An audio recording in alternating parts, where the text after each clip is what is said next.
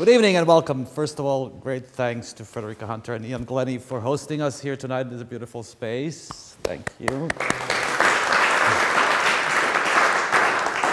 So we pianists are very fortunate to have a lot of composers to choose from, unlike some other instruments that we will not name.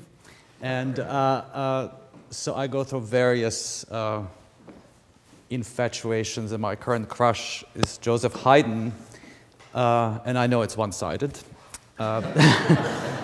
Joseph Haydn lived most of 18th century, quite a long time for that period.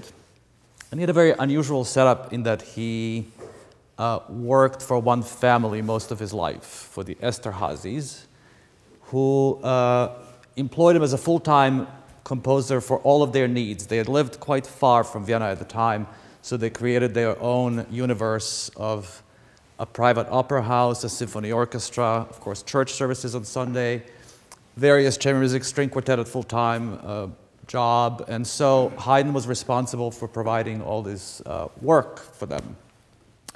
So he wrote a lot of music for them, and in 1779 he renegotiated his contract. Yes, it was going on even at that time.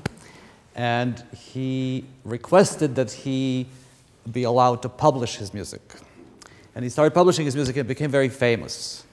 And so in 1790s, or 1790 or so, this man from London came to Esterházy's palace. That would be sort of like us going today to Mars. It was a long way from London.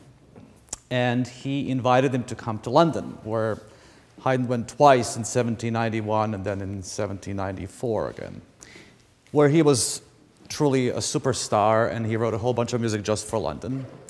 And this first sonata I just played was written in 1794, even though it was published much later, after his death.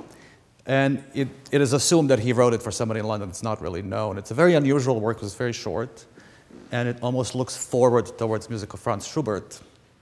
I love this sort of mix and match idea of old and new. So I love to intersperse things, music with sort of standard older music with newer music, just to get different flavors together. And for most part, this doesn't have any deep context. It's just for fun. So I call this dialogues because I thought this was sort of dialogues of two different worlds and languages.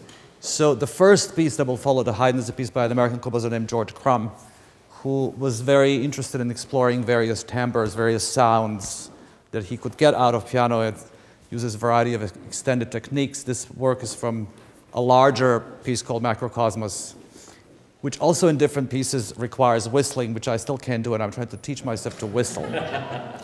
It's been there's a lot of tutorials online how to whistle. I haven't made it yet. Stay tuned.